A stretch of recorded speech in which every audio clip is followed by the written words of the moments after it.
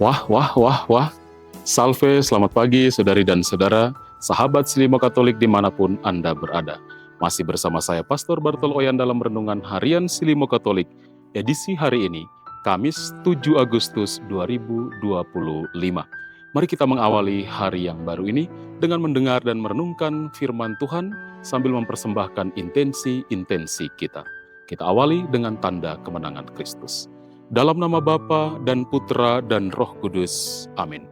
Rahmat Tuhan kita Yesus Kristus, cinta kasih Allah dalam persekutuan Roh Kudus bersamamu.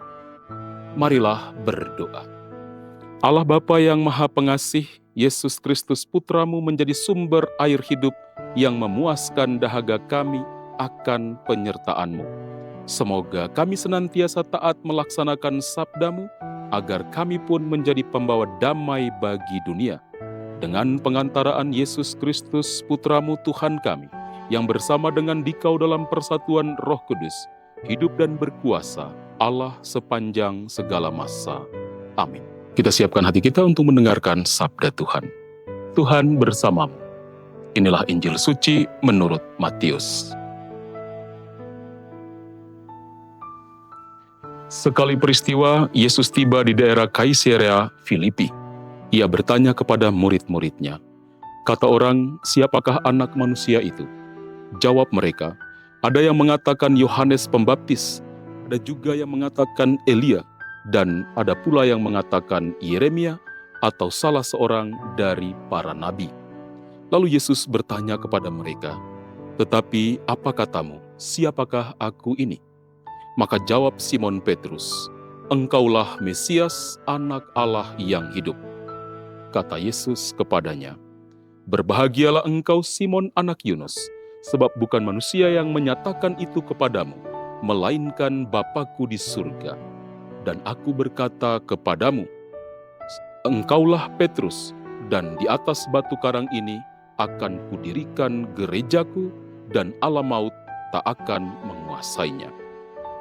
Kepadamu akan kuberikan kunci kerajaan surga. Apa saja yang kau ikat di dunia ini akan terikat di surga, dan apa saja yang kau lepaskan di dunia ini akan terlepas di surga. Lalu Yesus melarang murid-muridnya memberitahukan kepada siapapun bahwa dialah Mesias. Sejak waktu itu, Yesus mulai menyatakan kepada murid-muridnya bahwa ia harus pergi ke Yerusalem dan menanggung banyak penderitaan dari pihak tua-tua, imam-imam kepala, dan ahli-ahli Taurat, lalu dibunuh dan dibangkitkan pada hari ketiga. Tetapi Petrus menarik Yesus ke samping dan menegur dia, katanya, Tuhan, kiranya Allah menjauhkan hal itu. Hal itu sekali-kali takkan menimpa engkau. Tetapi Yesus berpaling dan berkata kepada Petrus, enyalah iblis, engkau suatu batu sandungan bagiku, sebab engkau memikirkan bukan yang dipikirkan Allah, melainkan apa yang dipikirkan manusia. Demikianlah sabda Tuhan. Saudara dan saudari sahabat Silimo Katolik yang terkasih, tema renungan kita pada hari ini, iman yang mengenal, kasih yang mengikuti. Dalam Injil yang baru saja kita dengarkan bersama, Yesus mengajukan sebuah pertanyaan mendalam kepada para murid. Menurut kamu, siapakah aku ini? Pertanyaan ini bukan sekadar soal pengetahuan, tetapi menyentuh kedalaman relasi personal mereka dengan Yesus. Petrus mewakili para murid menjawab dengan iman yang luar biasa. Engkau adalah Mesias, anak Allah yang hidup. Jawaban ini tidak datang dari pengetahuan manusia semata, tetapi dari pewahyuan ilahi. Disinilah kita belajar bahwa iman sejati bukan hanya mengenal Yesus secara teori, tetapi mengalami Dia secara pribadi dan membiarkan Roh Kudus membentuk pengenalan itu dari dalam hati. Yesus menyambut pengakuan Petrus dengan penuh sukacita dan memberi kepadanya tanggung jawab besar. Engkau adalah Petrus, dan di atas batu karang ini aku akan mendirikan gerejaku. Dalam momen ini kita melihat bagaimana Tuhan memakai pribadi yang lemah namun penuh iman untuk menjadi fondasi gereja. Ini adalah harapan bagi kita semua bahwa Tuhan dapat memakai siapa saja. termasuk kita yang penuh kekurangan, selama kita membuka hati untuk percaya dan mengikutinya.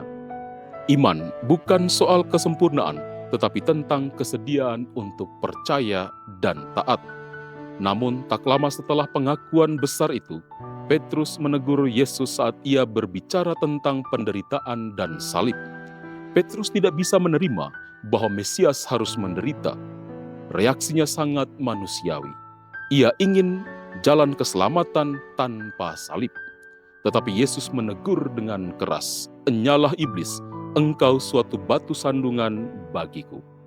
Ini menjadi pengingat bahwa bahkan orang yang paling dekat dengan Tuhan pun bisa tersesat ketika lebih mengandalkan cara pandang manusia daripada kehendak Allah. Kita seringkali mencintai Tuhan, tetapi tidak siap dengan caranya. Kita ingin berkat tanpa pengorbanan, kemuliaan tanpa penderitaan. Melalui kisah ini, kita diajak untuk merenungkan dua sisi dalam mengikuti Yesus. Pengakuan iman yang teguh dan kesiapan untuk berjalan di jalan salib bersamanya. Yesus tidak hanya mencari mereka yang tahu siapa Dia, tetapi mereka yang rela berjalan bersamanya sampai akhir dalam suka maupun duka. Iman sejati adalah mengenal Yesus sebagai Mesias dan tetap setia meskipun jalannya penuh penderitaan. Semoga kita memiliki hati seperti Petrus yang meski pernah jatuh dan salah mengerti, tetap mau bertobat dan kembali kepada Kristus, serta berani memikul salib demi kasih kepada Kristus. Amin. Kita akhiri renungan kita dengan doa dan berkat Tuhan. Marilah berdoa. Allah Bapa yang Maha Agung, kami bersyukur atas pewahyuan diri Putra-Mu dalam perjamuan kudus yang telah kami rayakan. Semoga kami tekun melaksanakan sabda-Nya yang menuntun kami pada keselamatan kekal, sebab Dialah Tuhan pengantara kami. Amin. Tuhan bersamamu. Semoga kita sekalian dalam seluruh aktivitas karya pelayanan kita sepanjang hari ini, mereka yang kita doakan, intensi-intensi kita senantiasa dibimbing, dilindungi dan dipelihara oleh berkat Allah yang Maha Kuasa, Bapa dan Putra dan Roh Kudus. Amin. Saudara dan saudari, dengan ini renungan pagi kita telah selesai. Pergilah, wartakanlah Tuhan dengan hidupmu. Syukur kepada Allah.